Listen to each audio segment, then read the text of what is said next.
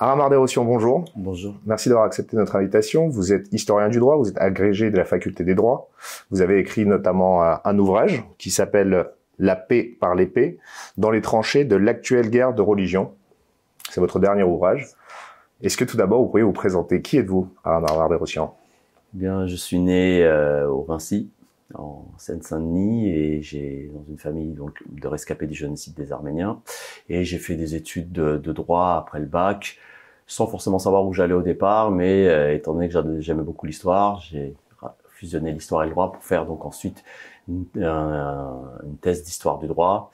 Et en enchaînant, donc, comme vous disiez, avec l'agrégation des facultés de droit, donc j'ai été successivement maître de conférences à Nanterre, puis professeur, donc après l'agrégation à Dijon, à Nanterre, et enfin aujourd'hui à Paris 1 Panthéon-Sorbonne. Et ma spécialité, mon champ de recherche principal, mes travaux portent sur l'histoire du droit canonique arménien et byzantin, plus rarement mérovingien, mais aussi en passant, bref, l'Antiquité tardive et le Haut Moyen-Âge. Mais j'estime que qui peut le plus peut le moins. Évidemment, depuis plus d'une dizaine d'années, je travaille aussi concomitamment sur des problèmes actuels qui mettent en scène les religions et face aux politiques, au droit, etc., etc. Donc les rapports conflictuels le plus souvent entre la religion et ces différents éléments dans le cadre, ici par exemple en France, du principe de laïcité. Voilà pour mon cursus rapidement. Pour l'état d'esprit, que dire? Il y en a deux. J'ai deux types de travaux en réalité. La paix par l'épée que vous évoquiez il y a un instant, c'est un travail qui fusionne les deux. Je veux dire, mais les deux pôles. Je veux dire par là que je suis d'abord un universitaire, donc je travaille à partir des sources de manière scientifique, objective. Mes travaux en droit canonique sont vraiment ce qu'on appelle la science fondamentale, où je mets de côté tout parti pris, tout sentiment personnel.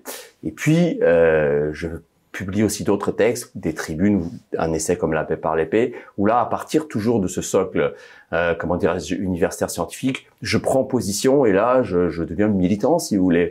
Et bien sûr, comment dirais-je, pour résumer en quelques mots mon positionnement, c'est je mets en avant la nation et la religion. Donc, la nation, je suis français d'origine arménienne, donc, et ça tombe bien parce que les deux dimensions sont compatibles. Donc, je mets en avant évidemment l'appartenance à la nation française, et puis je pars du principe, pour reprendre la phrase d'Ibn Khaldoun, qu'une société qui perd son sentiment religieux se corrompt. Je pars du principe, moi, et je suis un peu à contre-courant aujourd'hui, que le christianisme est probablement pas le seul, mais l'un des principaux vecteurs aujourd'hui qui permettra à la France de ne pas complètement sombrer dans la décadence dans laquelle elles sont. Donc lorsque je prends position, c'est à partir de ce double pôle à la fois de nation, nationalisme, mais évidemment pas au mauvais sens du terme.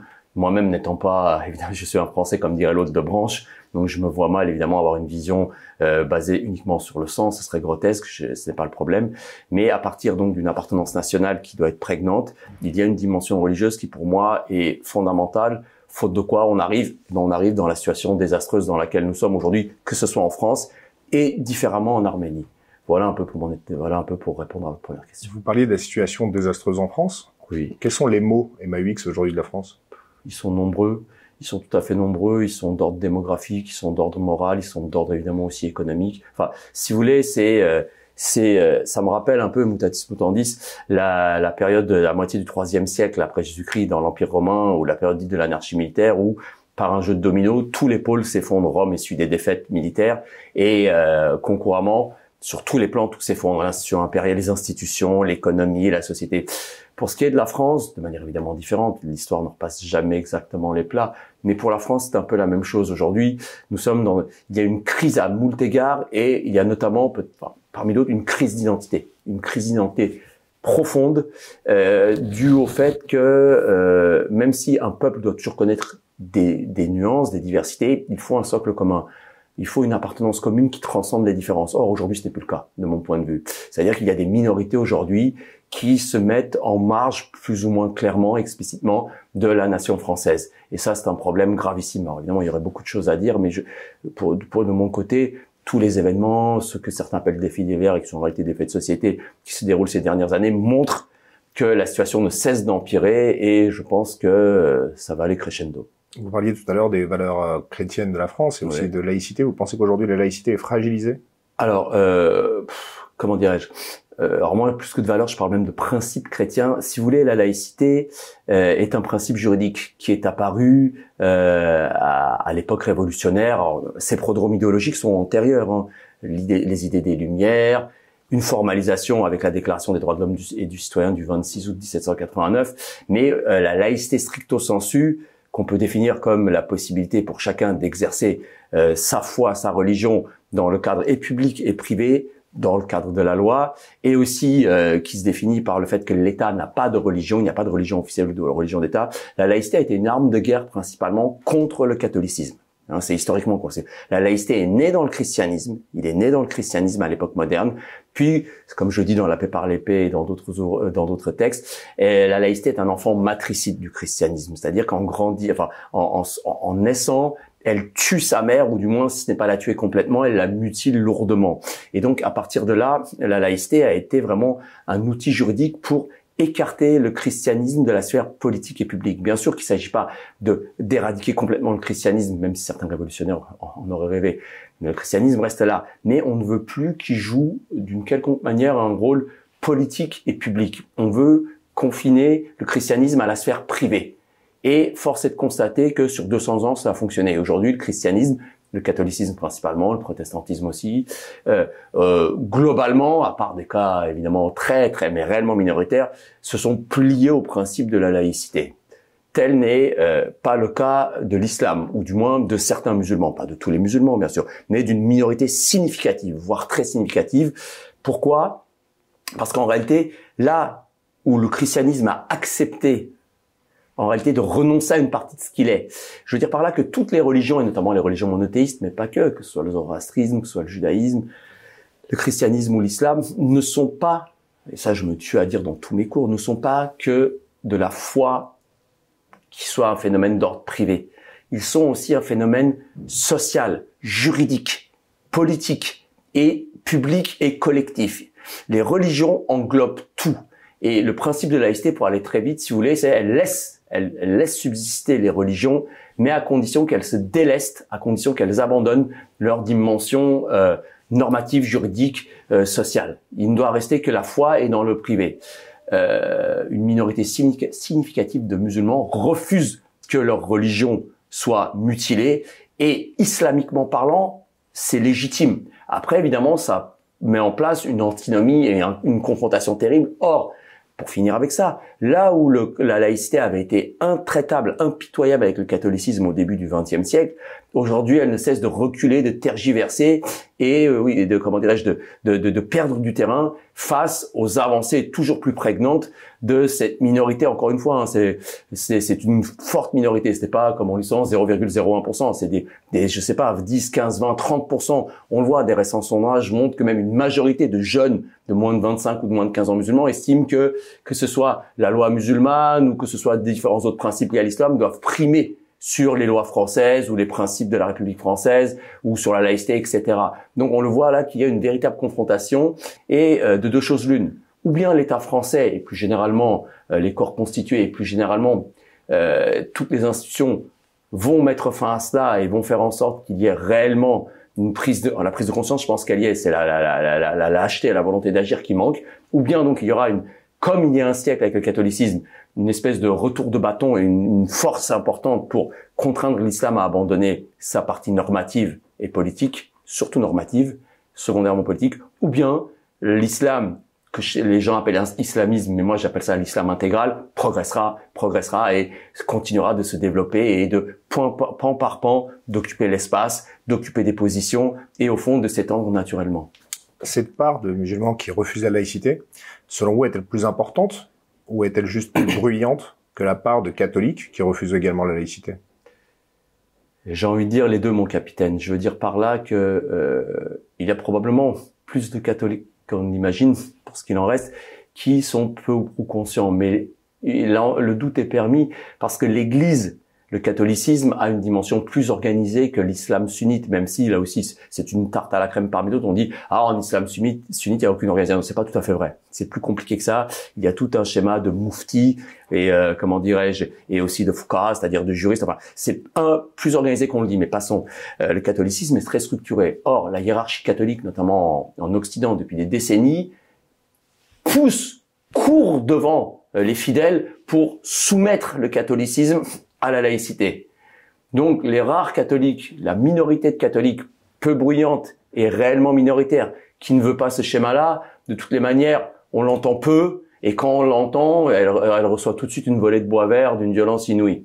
Donc voilà. Du côté de l'islam, c'est différent. La minorité est beaucoup plus importante. Encore une fois, on n'est même pas capable aujourd'hui de dire avec précision le nombre de musulmans en France, que ce soit majoritairement des Français musulmans et des étrangers.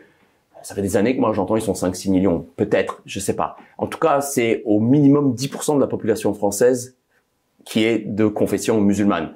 Sur ces 6-7 millions, mettons, il y a une part significative, là aussi je ne vais pas sortir des chiffres à l'emporte-pièce, mais des centaines de milliers qui, comme je le disais il y a un instant, souhaitent que, au fond, et bruyamment, et des fois moins bruyamment, et presque plus efficacement, faire avancer leur agenda, qui est que ça. Souvent, j'entends parler d'islam politique. C'est là aussi une appellation un peu, comment dirais-je, peu idiote, parce que plus que politique, c'est le normatif qui compte. Le plus important, c'est que sur les fondamentaux, sur le statut personnel, les lois de Dieu définies par le Coran, puis la Sunna, puis à travers le travail de lecture, d'induction et de déduction par les juristes musulmans entre le 7, 8e et le 8e surtout et le 10e siècle, que ces lois qui représentent la volonté par excellence de Dieu soient suivies au maximum.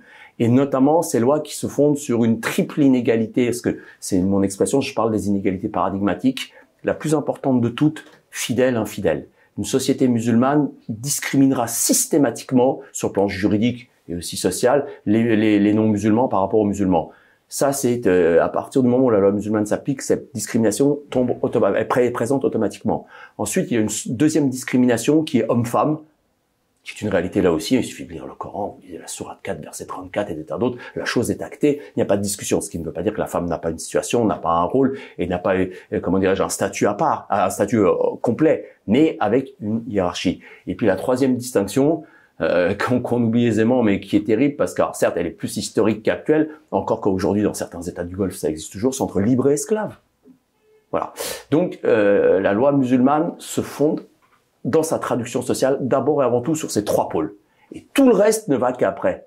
Et donc, on peut parler d'interprétation dans le détail du détail sur des points secondaires, tertiaires, mais on a comme racine absolue ces trois distinctions, ces trois inégalités paradigmatiques. Donc, à partir de là, évidemment, quand on compare cela avec les principes de la République française, la loi française, qui est notamment l'égalité des citoyens, l'égalité homme-femme, le principe démocratique, qui est aussi quelque chose de tout à fait inacceptable en islam, parce qu'en islam, il n'y a qu'un seul souverain, le pouvoir appartient souverainement à Dieu, alors que dans la démocratie, il appartient au peuple. Bref, tout ceci montre des antinomies très aisément repérables, mais qu'on ne veut pas voir. Et donc, il y a tout un écran de fumée matin, midi et soir, qui est développé dans les médias. Ce n'est pas ça l'islam, c'est pas vrai, c'est un dévoiement de l'islam, c'est un fou. Non, non. Ceux qu'on appelle les islamistes, et encore une fois, que moi j'appelle plutôt les musulmans intégralistes ou l'islam intégral, se rapprochent plus, avec évidemment toujours après on peut discuter dans le détail, mais sur le principe se rapprochent plus de l'islam authentique que ce qu'on appelle aujourd'hui les musulmans en France qui renoncent à telle ou telle part de leur religion. On peut trouver ça bien ou mal, moi je ne fais qu'un constat, je ne porte aucun jugement. C'est une réalité à la fois théologique, historique et politique. Après, libre de ne pas accepter cette réalité et de dire que 2 plus 2 font 5. Est-ce qu'on peut pas aussi rajouter une dimension temporelle? Vous l'avez dit tout à l'heure, le catholicisme a mis énormément de temps à s'adapter à ces valeurs de laïcité. Est-ce que nos compatriotes musulmans n'ont-ils pas droit aussi à un peu de temporalité pour s'adapter? Non, je pense que le temps n'a rien à voir avec cette affaire. Le catholicisme, effectivement, a mis des centaines d'années pour s'effondrer, mais c'est parce que il y a eu une volonté, notamment d'une partie de la hiérarchie catholique, mais aussi de certains fidèles, de se plier, et il y a eu de toutes les manières une espèce d'affaiblissement, d'affadissement, pour des tas de raisons qui seraient trop loin à expliquer, de la foi chrétienne, de la foi catholique. Alors, je ne vais pas rentrer dans la thèse de Marcel Gauchet qui présente le christianisme comme la religion de la sortie de la religion, qui est une thèse évidemment passionnante, mais que je trouve qu'on peut discuter sur certains points. En tout cas, le constat par rapport à sa thèse est assez juste pour l'instant. Donc clairement, le christianisme s'est affaissé. Ce n'est absolument pas le cas de l'islam. Ce n'est absolument pas le cas. Et c'est pas une question de temps. Oui, en disant que c'est une question de temps, on se situe de manière tout à fait, comment dirais-je, extérieure à l'islam et dans la vision, on va dire, positiviste occidentale, qui est de dire qu'il y a un sens de l'histoire. Et le sens de l'histoire, ce serait que les religions déclinent. Ce n'est absolument pas le cas de l'islam. Depuis le 7e siècle, en fait, pour juger de n'importe quelle religion, ici l'islam, il faut la prendre depuis son apparition jusqu'à aujourd'hui et voir, c'est un cycle long. Or, on le voit, il y a eu des hauts et des bas, mais lorsque l'islam a été en recul, c'est uniquement du fait d'une contrainte extérieure. Parce que son essence même est articulée de manière tellement, comment dirais-je, brute, mais presque au bon sens du terme, c'est-à-dire à la fois une espèce de loi qui est prégnante, qui est la volonté par excellence de Dieu, et une place ce que nous on appelle la religion, qui est tellement omniprésente que il ne peut pas y avoir de l'intérieur, comme ça a été le cas avec le christianisme, une sorte d'affaiblissement, de mon point de vue en tout cas, d'affaiblissement ou d'affaissement. Seule la contrainte extérieure, comme ça a pu être le cas dans l'histoire, l'a fait, mais cette contrainte extérieure, d'ailleurs, n'affaiblit pas la religion elle-même. Elle affaiblit simplement l'expansion politique, militaire de l'islam. Autre question, aujourd'hui, il y a une émergence, ou du moins une visibilité beaucoup plus accrue des combats pour l'égalité, notamment en faveur des droits LGBT, en faveur de tout ce qu'on appelle, grosso modo, ce qu'on englobe dans le wokisme. Est-ce que ce phénomène-là n'a pas aussi engrangé une espèce d'alliance entre les différents religieux? Je parle bien évidemment de l'islam, de la religion judaïque, mais également du christianisme. Alors, c'est une question très importante. Ça fait référence, au fond, à ce qu'on pourrait appeler l'islamo-gauchisme. Moi, j'utilise tout à fait aisément ce concept. L'islamo-gauchisme est une tendance relativement récente et tout à fait étonnante et en un sens suicidaire pour l'un de ses pôles. C'est-à-dire que, là aussi en schématisant, je rentre pas dans les détails parce qu'on n'a pas le temps, mais beaucoup de partis ou de personnes qui se situent à gauche de l'échiquier politique, je le rappelle que cette distinction droite-gauche dans laquelle moi, à titre personnel, je ne m'inscris pas, a émergé à la Révolution française, beaucoup de personnes s'inscrivent dans ce qui dit à gauche, voient, et notamment à l'extrême gauche, les gauchistes, si vous voulez, voient l'islam, les musulmans comme les nouveaux damnés de la terre. Et il y a une espèce à la fois de volonté d'alliance, mais parfois on a l'impression une sorte ils sont comme hypnotisés par cette foi un petit peu dure et en même temps, comment dirais-je, sûre d'elle-même. Et il y a une volonté au fond d'alliance avec évidemment ce qui est le plus éloigné de leurs idées. Toutes ces idées de non-discrimination, de LGBT, cette volonté au fond de renverser de fond en comble tous les fondamentaux, tous les principes anthropologiques, sociaux, biologiques même de la société humaine, c'est une abomination du point de vue musulman. C'est une abomination sans nom. Du point de vue musulman, à choisir, on préférera l'infidèle juif ou chrétien, qui certes est un infidèle dans l'erreur, mais qui au moins croit en un Dieu, que ces LGBT, évidemment athées, qui sont vus du point de vue musulman comme une abomination. Mais est-ce que c'est pas le cas pour tous les religieux? C'est là où je voulais en venir, c'est qu'il y a une alliance quand même entre les différents religieux contre ces mouvements. Oui, mais il n'y a absolument pas une alliance entre ces différents, enfin il n'y a pas spécialement une alliance. Je vais vous donner un exemple. Lorsque il y a eu en 2013 la loi pour en faveur du mariage des homosexuels, c'est principalement les catholiques qui ont protesté. On n'a jamais vu, ou très très rarement, les musulmans officiellement prendre position. Ça a été une stratégie. Je vais vous dire, c'est très simple. Toutes les religions, notamment les religions monothéistes, condamnent l'homosexualité. Le christianisme, le judaïsme.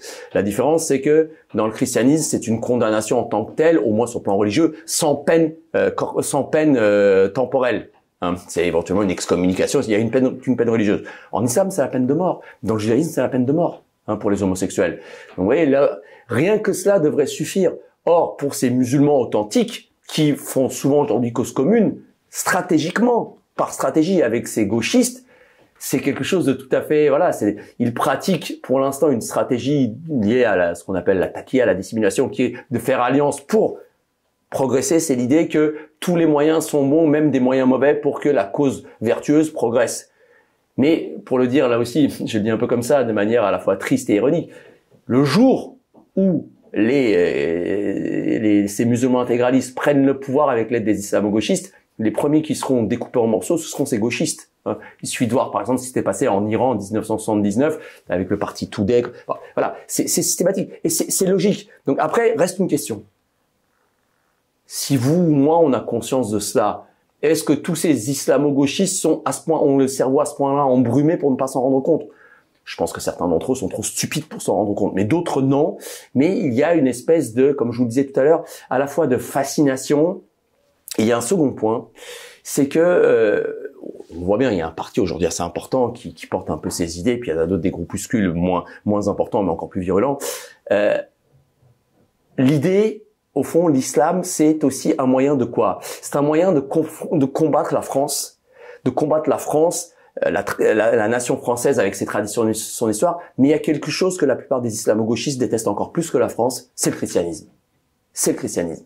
Il y a une haine névrotique, chez pas tous, mais chez pas mal d'entre eux, contre tout ce qui relève du christianisme. Hein. Et donc, à partir de là, on le voit, tout est, comment dirais-je, manipulé, tout est fait pour que, au fond, dans leur espèce de hiérarchie de pensée, il y ait ce schéma. Mais, comme je vous dis, pour conclure ce point, c'est une attitude suicidaire de leur point de vue, parce que ces gens-là seront les premiers à être égorgés sur l'autel de comment dirais-je, de la remise en place, de l'émergence de la société musulmane qu'ils promeuvent à mots couverts par ailleurs. Alors, sur ce conflit de religion, on y reviendra, mais j'aimerais qu'on parle également d'Arménie, où vous avez été récemment, notamment à Goris. Tout d'abord, est-ce que vous pourriez nous expliquer le contexte et les prémices de ce conflit qui a eu lieu aujourd'hui dans le Haut-Karabakh? Alors effectivement, à titre personnel, de manière un peu incidente, je me suis retrouvé à Goris pendant 48 heures, hein, les premiers 2 octobre, à la fin, juste à la fin de l'exode. C'est-à-dire que quand je suis arrivé, 95% peut-être, je sais pas, mais la plupart, l'écrasante majorité des 105, 110 000 Arméniens qui avaient fui le Ralapar en quelques jours, à partir du 22 septembre, avaient déjà été replacés, avaient pu repartir en Arménie. Donc quand je suis arrivé, il restait quelques centaines de personnes. Et bon, mon idée, c'était d'apporter un minimum d'aide et de discuter un petit peu avec les gens. Voilà. Donc à ce niveau-là, je n'ai pas vu grand-chose et quelque part, j'ai envie de dire, tant mieux. C'est vraiment un des rares aspects positifs, c'est-à-dire que là, en Arménie, assez rapidement, les gens ont pu être plus ou moins installés, même provisoirement. Pour ce qui est de ce conflit, il y aurait beaucoup à dire. Comment le résumer? D'abord, il faut voir qui il y a en face. Il faut voir l'ennemi, il faut identifier l'ennemi, parce qu'il y a un ennemi avec un grand E. L'ennemi, c'est l'Azerbaïdjanais et le Turc, c'est le turco-azéri. Hein, je le dis à chaque fois, eux-mêmes se considèrent comme 2 États pour une seule nation, même si, bon, dans les faits, il y a quelques nuances, notamment que les Azéris sont chiites, les Turcs sunnites. Mais malgré tout, il y a au moins, de manière apparente, mais même dans les faits, une unité vraiment prégnante. À partir de là, cet ennemi, et ça, des observateurs extérieurs ne le voient pas, mais même certains Arméniens, y compris aujourd'hui peut-être dans le gouvernement arménien, ne veulent pas voir, c'est que cet ennemi a un but suprême, je le répète à chaque fois, mais c'est d'anéantir l'Arménie. C'est d'anéantir l'Arménie. Ça, il faut bien avoir conscience que ça prendra le temps que ça prendra. Ça pourra passer par des phases offensives et au contraire des phases de ressac, ou au contraire on parlera de développement économique. L'on dira mais oui, la paix dans le Caucase. Mais tout ceci ne seront que des stratégies et des manœuvres. Le but profond, et j'en suis intimement convaincu, c'est de détruire et de faire en sorte qu'il n'y ait plus un seul Arménien en Arménie et même pourquoi pas nulle part ailleurs. Il y a, et c'est le point qui est problématique peut-être le plus, ce n'est pas le seul, mais il y a une volonté, enfin, il y a, là encore, vous savez, il y a rien de pire que de pas vouloir voir la réalité. Or, certaines réalités, on ne les voit même pas parce que on peut même pas penser que c'est imaginable. Et ça, en Occident notamment. Les Azéris et les Turcs sont, entre autres, pas que, mais entre autres, motivés par une haine. De la haine pure, de la haine de l'Arménien. De la haine de l'Arménien, parce que l'Arménien, depuis 1000 ans qu'ils sont à son contact, ils n'ont pas réussi à l'éliminer, parce que ils le considèrent comme un animal, comme un virus, comme un microbe, et puis il est toujours là, alors que cet infidèle devrait se soumettre, mais non, rien à faire, il reste là. Alors il est faible en ce moment, mais bon, pour eux, la présence arménienne est une incongruité et quelque chose d'inacceptable. En plus, elle empêche de faire la jonction de ce grand monde turcique qui irait des Balkans à la Chine. Donc, il y a une haine. Il suffit de lire les manuels scolaires en Azerbaïdjan. Il suffit de lire les discours officiels d'Aliyev, le tyran de Bakou, le président de l'Azerbaïdjan. Bref, donc le premier point, c'est ça. Au-delà de tous les discours, des stratégies, il y a une haine massive, destructrice à l'encontre des Arméniens. Et tout le prouve. Aliyev avait dit, on va chasser les Arméniens comme les chiens de Barsar. C'est ce qu'il a fait. Erdogan a dit, à côté de cette dimension raciale, une dimension religieuse, Erdogan a dit, le Ralapar retrouve sa place sereine à l'ombre du croissant. Donc ici, les Turco-Azéris fusionnent une doctrine qui mêle, de manière un petit peu antinomique sur les principes, mais passons, une dimension raciale, raciste vraiment, et une dimension religieuse. On va liquider le Giaour arménien, le chien d'infidèle arménien. Non seulement il est d'une sale race, mais c'est un chien d'infidèle. Tant qu'on ne voudra pas voir ça, et toutes les exactions, les horreurs, en septembre 2022, parmi mille et une horreurs, une soldate arménienne a été attrapée, elle a été découpée en morceaux et violée. Et à la chaîne. Ce qui s'est passé le 7 octobre, à Gaza, en Israël, pardon, où le Hamas a commis ses ignominies. Mais ça fait 1000 ans que périodiquement les Arméniens subissent ça de la part des Turcs. Et encore ces dernières semaines, ces derniers mois. Donc là aussi, évidemment, ce conflit israélo-palestinien, on en parlera peut-être, est important. Mais il a d'autant plus facilement permis d'oublier ce qui s'est passé et ce qui se passe encore en Arménie. Il y a d'abord la haine. Et puis après, une fois que vous avez identifié l'ennemi et que vous savez ce qu'il veut, c'est la fameuse phrase de Julien Freund que je ne vais pas répéter, l'ennemi veut votre perte. Ben, c'est à vous d'agir en conséquence. Et c'est là que se trouve, de mon point de vue, la responsabilité assez lourde, voire écrasante, des dirigeants arméniens depuis l'indépendance. Depuis l'indépendance, quand vous voyez, et le pire, c'est qu'ils n'ont même pas l'excuse du fait que c'est difficile à savoir. L'ennemi, lui, l'a fait ouvertement. Aliyev a toujours dit ce qu'il voulait faire, et il a fini par faire ce qu'il a dit. On peut lui reconnaître ça. Ses horreurs, il ne les a jamais cachées. Et donc, du côté arménien, on a pris ça un petit peu comme ça, non pas à la légère, mais en se disant, mais on a gagné, on regagnera, et puis il y a l'aide russe. Bref, du côté arménien, on ne s'est pas préparé. Tous les présidents depuis 91, évidemment, depuis 2018, les choses se sont encore aggravées. Et finalement, est arrivé ce désastre de 2020, cette guerre terrible où ce n'est que grâce au courage inouï des jeunes soldats, jeunes et moins jeunes soldats arméniens, que tout n'a pas été perdu tout de suite. Mais ça s'est passé en dépit du bon sens. Et je voudrais simplement dire une chose là-dessus. Très vite, on a dit, oui, de toutes les manières, c'était terrible, c'était tout à fait déséquilibré, c'était pas une guerre, c'était un massacre. Je ne suis pas d'accord avec ça. Oui, le rapport de force était tout à fait déséquilibré en faveur des Azéris, qui en réalité étaient complètement cornaqués par l'état-major turc, parce que les Azéris tout seuls n'auraient jamais réussi quoi que ce soit. Ils ont reçu des armes de pointe israéliennes et ils ont eu l'aide de l'état-major de la Turquie. C'est grâce à tout cela. Eh bien, malgré cela, le seul avantage qu'avaient les Arméniens, c'est celui du terrain, notamment dans les phases les plus montagneuses à partir de, je ne vais pas entrer dans les détails, mais à partir de Hadrout et surtout Chouchi, aurait permis, si tout n'avait pas été fait en dépit du bon sens chez certains généraux et dirigeants arméniens, que la défaite soit bien moins écrasante. Ça, moi, je suis pas un expert militaire, mais j'ai vraiment essayé d'approfondir la question depuis 3 ans et je suis persuadé, au moins dans les grandes lignes, que les choses auraient pu se passer différemment. Bref, du côté arménien, on ne s'est pas préparé. Pas comme il faut. Et la sanction est tombée terrible. Et puis évidemment, c'est une folie, on a espéré l'aide d'un tiers. Les relations internationales sont un monde de barbares, de fer et de feu. Il n'y a pas de place pour les sentiments. Là aussi, ce conflit de l'Artsakh a permis de vérifier une chose que moi je dis depuis toujours, mais que certains juristes notamment ne veulent toujours pas comprendre, là aussi par idiotie ou par hypocrisie. Le droit international public est une vaste farce, une plaisanterie, une blague. Où est-il aujourd'hui? L'Artsakh, qui était peuplé depuis 3000 ans d'Arméniens, c'était vraiment la terre arménienne par excellence qui n'avait jamais connu un vide de population arménienne, là où d'autres, c'est le cas, ça avait été le cas ou c'est le cas. Depuis 3000 ans, il y avait toujours eu des Arméniens en Artsakh. Pour la première fois depuis 3000 ans, l'Artsakh est vidé de tous ces Arméniens. Épuration ethnique, massacre, tout ce que vous voulez. Où est le droit international public? Ah si, les Azéris l'excitent pour dire oui, le droit international public depuis juillet 1921, donné par Staline, on a les références que l'on peut, nous a donné l'Artsakh, c'est à nous, l'ONU l'a reconnu. Très bien, mais les épurations ethniques qui ont eu lieu, le blocus complètement inhumain qui a été fait de décembre 2022 à septembre 2023, tout ça, rien. Pourquoi? Pour une raison très simple. Parce que les Arméniens sont faibles, parce que les Arméniens ne sont pas bien préparés, et lorsque vous êtes faible, vous n'intéressez personne. À l'avenir, j'anticipe déjà, après on y reviendra, la seule chose que doivent faire aujourd'hui le gouvernement arménien et les Arméniens, c'est de se préparer au pire et d'abord et avant tout sur le terrain militaire. S'armer au maximum, nouer des alliances avec des États avec lesquels l'Arménie a des intérêts ou des ennemis communs. Je pense ici notamment à l'Inde et à l'Iran.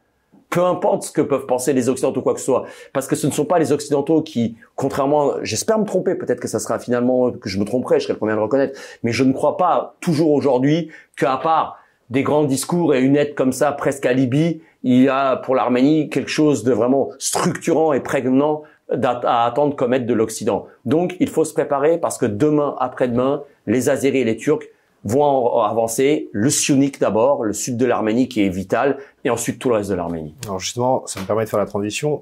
Des nombreux réfugiés qu'on a rencontrés, que j'ai rencontrés en Arménie, et même des Arméniens de Yerevan, enfin de la capitale, et même du territoire arménien reconnu, pensent que la prochaine cible, c'est le Syunik. Qu'est-ce que vous en pensez? Vous pensez réellement qu'aujourd'hui, le Syunik peut subir le même sort que le Haut-Karabakh? J'en suis totalement convaincu. Et à la rigueur, l'Artsakh, le Haut-Karabakh, intéressait surtout l'Azerbaïdjan. La Turquie s'en fiche éperdument du Haut-Karabakh, hein, c'est quelques milliers de kilomètres carrés montagneux. Par contre, le Syunik, qui est donc la province la plus méridionale de l'Arménie, qui est la seule frontière de l'Arménie avec l'Iran, et qui surtout est le seul territoire qui empêche une continuité territoriale du monde turcique depuis l'Europe, hein, jusqu'à la Chine, hein, puisqu'entre l'exclave du Nakhitchevan et l'Azerbaïdjan, qui est donc l'exclave azéri de Nakhitchevan, c'est cette bande de terre de 30-40 kilomètres qui empêche une continuité et qui offre une frontière à l'Arménie avec l'Iran, qui est une sorte de respiration. Le but des Turcs, c'est d'une manière ou d'une autre mettre la main là-dessus. Alors, ça peut être évidemment militairement, et tout sera fait pour ça, mais ça peut aussi être plus au goutte à goutte économiquement. Enfin, mais d'une manière ou d'une autre, c'est de prendre le contrôle, de priver l'Arménie de ce nœud vital. Et donc oui, on le voit, les Azéris continuent de s'armer. Ils s'arment de plus en plus.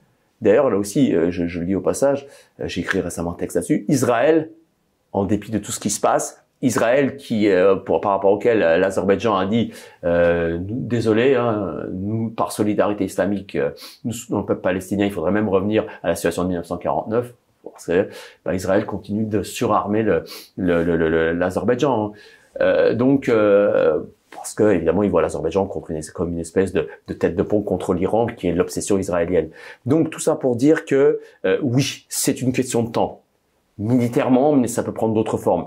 Donc l'Arménie sera d'autant plus en mesure et en possibilité éventuellement d'empêcher cela si, d'une part, elle se renforce sur tous les plans, d'abord militairement, mais aussi socialement, économiquement, et si elle noue des alliances, ce que je disais tout à l'heure, avec des États qui ont des intérêts communs. Et là, évidemment, le premier, c'est l'Iran. Justement, j'aimerais y venir. Vous disiez tout à l'heure qu'il n'y a pas de sentiment dans les relations internationales, mais l'Arménie n'a-t-elle pas joué un double, voire un triple jeu? Tout d'abord, envers son allié historique, qui serait la Russie. Ensuite, vers l'Occident, la France et notamment les États-Unis. Est-ce qu'il n'y a pas eu une sorte de double jeu constant de la part de l'Arménie qui finalement l'a pénalisé? Alors, en réalité, là, ici, une bascule côté arménien s'est faite en 2018 avec l'arrivée de Nicole Pachinian au pouvoir. Là-dessus, je dirais simplement que j'ai été, mais peut-être que je ne suis pas assez informé, étonné au dernier degré que la passation de pouvoir, si j'ose dire, se fasse comme ça, sans qu'une goutte de sang soit versée, tant mieux. Hein. Mais j'ai été tout à fait étonné que Serge Sarkissian abandonne aussi aisément le pouvoir. Et là encore, je ne veux pas avoir un esprit toujours mal placé, mais je pense qu'il y avait forcément des raisons très très très prégnantes si Sarkissian a aussi aisément accepté de laisser la place. Bon. Ensuite, évidemment, l'arrivée de Pachinian marque, qu'on le veuille ou non, une orientation plus marquée vers le monde occidental. Dans quelle mesure précise, c'est plus compliqué à dire. Mais en tout cas, c'est certain. Mais il y a autre chose. La Russie a été, oui, l'allié de l'Arménie. Mais là encore, s'il y avait des conjonctions d'intérêts entre la Russie et l'Arménie, ce n'est pas parce que les Russes aiment les Arméniens. Ils s'en fichent complètement.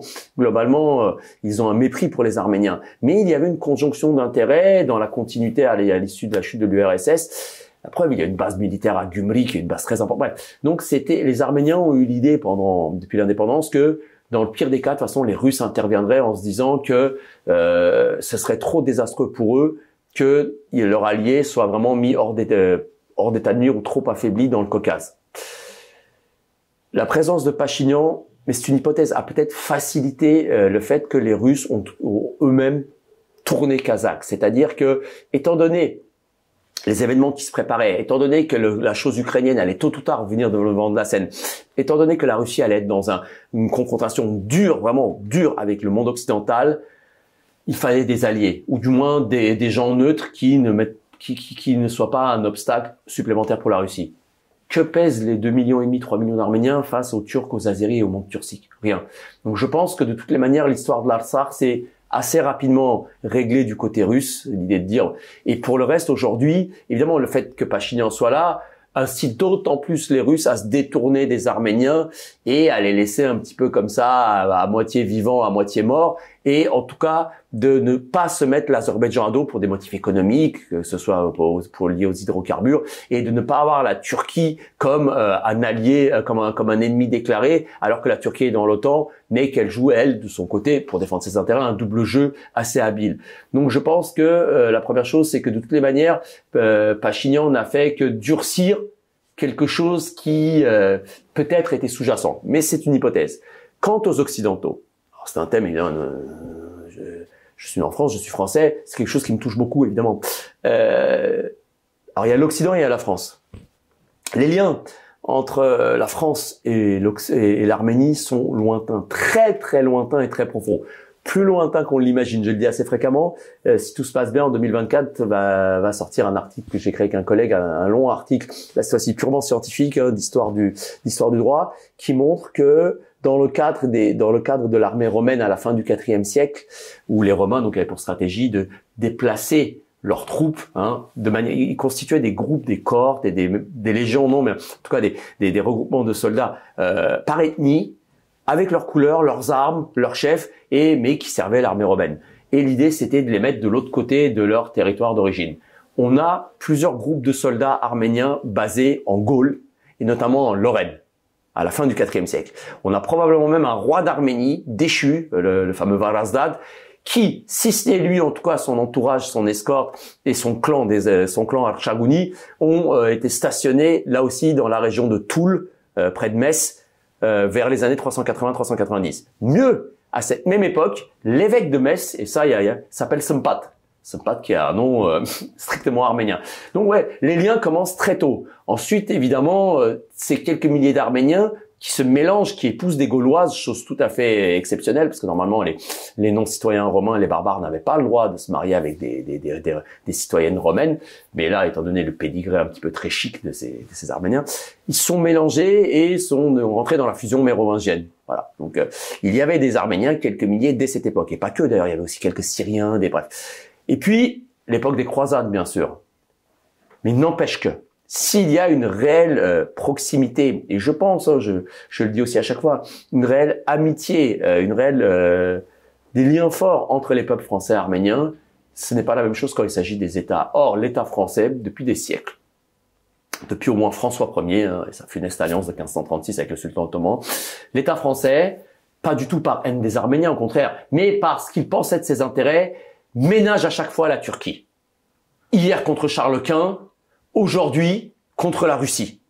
Et aujourd'hui aussi parce que notre pays, et ça c'est un des drames pour moi, n'a plus de souveraineté réelle, n'est plus un État réellement indépendant. J'estime que depuis 50 ans maintenant, à peu près, depuis la fin des années 70 ou plus tard, nous sommes tout simplement le toutou des États-Unis.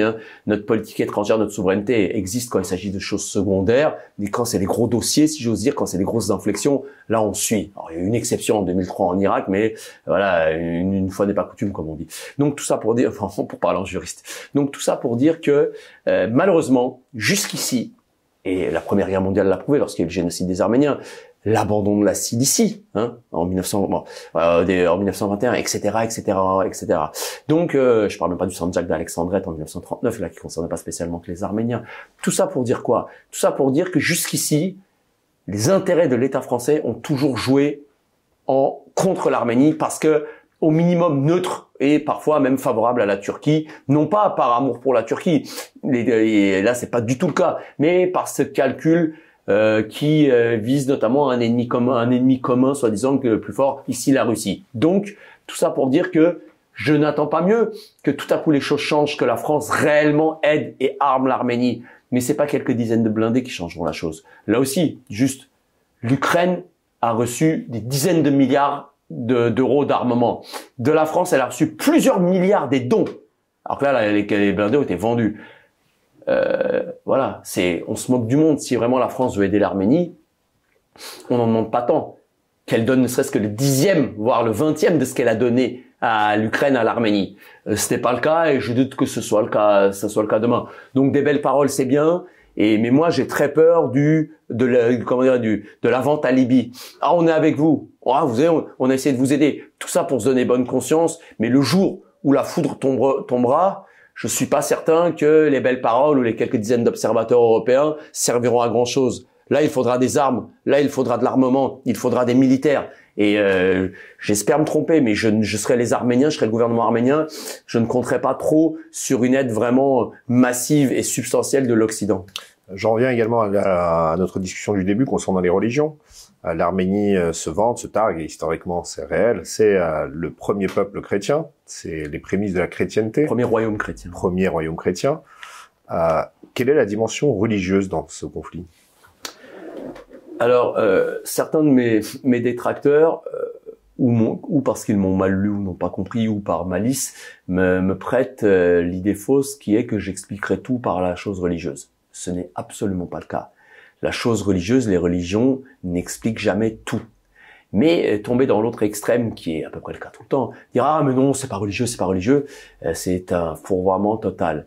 Les religions jouent toujours un rôle, sauf peut-être, et encore, aujourd'hui dans l'Occident laïcisé et encore. Mais c'est cette plaie, hein, ça revient tout à l'heure à la haine de pas réussir à envisager que l'autre peut être autrement. Si ne pas comprendre que les repères que l'on a soi ici ne sont absolument pas ceux de ceux qu'on a en face, c'est de l'ethnocentrisme, c'est de l'aveuglement. C'est le cas. Dans toute cette zone, dans tous les pays dits musulmans, pour Israël aussi par exemple, la religion joue un rôle fondamental. Ce n'est pas tout. Il y a ensuite des causes ethniques, économiques, sociales.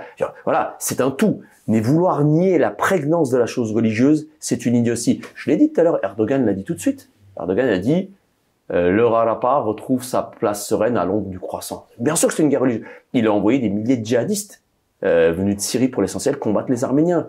Aliyev, pareil. Aliyev qui, en réalité, sa posture religieuse personnelle doit être plus que douteuse, mais peu importe. Il joue la carte religion et il y a peu de pays dans le monde où les chrétiens sont plus persécutés qu'en Azerbaïdjan, faut le savoir. Hein. Donc, il y a une très forte dimension religieuse parce que oui, les Turcs et les Azéris sont musulmans, les Arméniens sont chrétiens. En plus, une église-nation, ils ne sont ni catholiques, ni protestants, ni orthodoxes. C'est une église-nation autocéphale dès la fin du IVe siècle. Donc voilà, avec une doctrine propre. Donc cette carte religieuse, elle est fondamentale. Mais elle n'explique pas tout. Une preuve. Je maintiens que l'un des principaux alliés, là encore, pas du tout par amitié, amour ou par gentillesse, mais juste par intérêt, l'un des principaux alliés aujourd'hui, ou en tout cas une puissance avec qui il y a des intérêts communs, c'est l'Iran, qui est musulman. C'est même une république islamique, chiite, comme les Azéris. Donc preuve que la chose religieuse n'explique pas tout, mais en revanche la nier est une stupidité sans nom et vous empêche d'avoir une grille de lecture sérieuse de ce problème. Donc oui, la grille religieuse est fondamentale dans cette affaire, mais pas exclusive. Mais ce n'est pas la cause principale de ce conflit. Disons que, là aussi c'est difficile, c'est peut-être pas la cause principale. La cause principale peut être d'ordre plus, on va dire, ethnique. Mais en tout cas, ça va de pair. Si vous voulez, c'est indissociable. Ça va avec. Si vous voulez, c'est comme les deux revers d'une même pièce. Voilà. Monsieur Amarderosio, on arrive à la fin de cet entretien. Est-ce que vous auriez un message, peut-être à adresser, que ce soit à la communauté internationale ou encore à nos auditeurs, tout simplement? Bien sûr. Alors, la communauté internationale, pas spécialement. Je ne crois pas trop à cette acception. À vos auditeurs, oui. Alors, vous savez, certains pourront dire oui, mais alors. Oui, mais nous, la France, quel intérêt elle a avec l'Arménie? Au fond, lui, il est français, mais il parle de l'Arménie. Oui, je suis comme je le dis. Moi, j'ai probablement plein de défauts, mais je n'avance jamais j'avance toujours à découvert. Moi, je dis les choses. Je suis français d'origine arménienne. Or, il se trouve que, à tout point de vue, il y a réellement une conjonction d'intérêts. Je parle même pas d'amitié, de proximité. Il y a une conjonction d'intérêts. Le danger pan-turquiste qui vise l'Arménie vise tout autant notre pays ici. C'est-à-dire que, je le dis à chaque fois aussi, Erdogan est venu faire des discours dans les années 2010 en disant à ses compatriotes d'origine turque ou turcs qui vivent en France, mais qui n'ont pas la nationalité française, vous êtes l'avenir de l'Europe. Il a dit la même chose en Allemagne. Vous êtes l'avenir de l'Europe. Ne faites pas 2 ou 3 enfants, mais 4 ou 5. Traduction, submergé démographiquement. Alors, appelez ça grand remplacement, appelez ça couler, moi je m'en fiche, je m'arrête pas à ces querelles de mots. Il y a une réelle volonté de submersion démographique de l'Occident et de la France. Là où Erdogan a échoué, ses ancêtres ont échoué en 1529 et en 1683 à Vienne. Lui, il veut prendre la revanche, être plus grand que ses sultans aujourd'hui par la submersion démographique et tout le reste, en s'agrégeant aussi des musulmans non turcs qui, pour certains, pas tous heureusement, ils lui sont tout à fait solidaires, voire l'admirent. Donc, en fait, l'Arménie n'est que le poste avancé, le premier bastion qui reçoit le choc venu des steppes d'Asie centrale, d'où viennent les Turcs, la fameuse barbarie des steppes d'Asie centrale. Et si Byzance a commis cette faute jadis, Byzance a affaibli l'Arménie à la bataille de Manasgel de 1071. Les Arméniens n'ont pas été capables de, comment dirais-je, d'être un bouclier. Les Byzantins ont été vaincus, Byzance a disparu. Les Arméniens non. Aujourd'hui, mutatis mutandis, c'est la même chose pour l'Occident. C'est la même chose. En défendant les Arméniens, soyons cyniques. En défendant les Arméniens, c'est pas pour à la rigueur on défend aussi à moyen et long terme notre pays, la France. C'est une réalité. Il y a ici un ennemi commun qui est le panturquisme, qui est ici à attaquer directement l'Arménie et qui, autrement pour l'instant, pas encore par les armes, mais pourquoi pas ça viendra un jour, s'en prend à nous. Donc par rapport à cela, vous voyez, je vais finir avec peut-être cette idée. Notre pays est ensanglanté depuis des années par des attentats djihadistes de différents types. Une des réactions, c'est, oui, je résume avec ça. Vous n'aurez pas ma haine. Ça, c'est suicidaire. Je ne critique pas spécifiquement la personne qui a pu dire ça, qui a vécu des armes, mais cette idée que face à la haine de l'adversaire qui veut vous annihiler, le fait de dire vous n'aurez pas ma haine et je vais offrir l'autre joue là aussi est un non-sens et un suicide. Et le pire, et je parle en tant que un peu de spécialiste du droit chrétien, du droit canonique, on nous dit souvent oui, mais le christianisme justement c'est de tendre l'autre joue. Donc au fond, en disant vous n'aurez pas ma haine, on serait en conformité avec l'enseignement du Christ.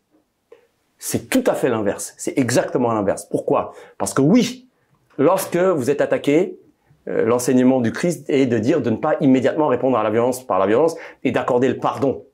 Et pourquoi pas pour que l'autre se repente. Mais si votre ennemi après cela ne veut pas se repentir et continue de vous attaquer de plus belle, là, votre devoir en tant que chrétien, c'est de le combattre parce que ça, son comportement, ce n'est plus simplement un comportement comme classique, c'est le mal qui s'insinue. C'est-à-dire que c'est la volonté de détruire. Et donc, le Christ est le guerrier ultime qui lutte contre le mal. Donc, chaque chrétien, à son tout petit niveau, est tout à fait légitime à combattre celui qui veut l'anéantir, une fois qu'il lui a d'abord accordé la possibilité de pardonner. Et on le sait, après Jésus, il suffit de se reporter à l'un des plus grands pères de l'Église occidentale, Saint Augustin, qui est l'un des principaux promoteurs de la notion de guerre juste. Donc, plus que jamais aujourd'hui, face aux dangers qui guettent, il faut faire preuve, non pas spécialement de résilience, mais de pragmatisme et de combativité.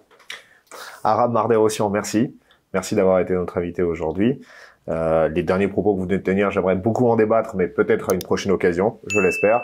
Merci encore d'avoir participé à notre entretien, et puis très bonne soirée. À bientôt, bonne soirée, au revoir.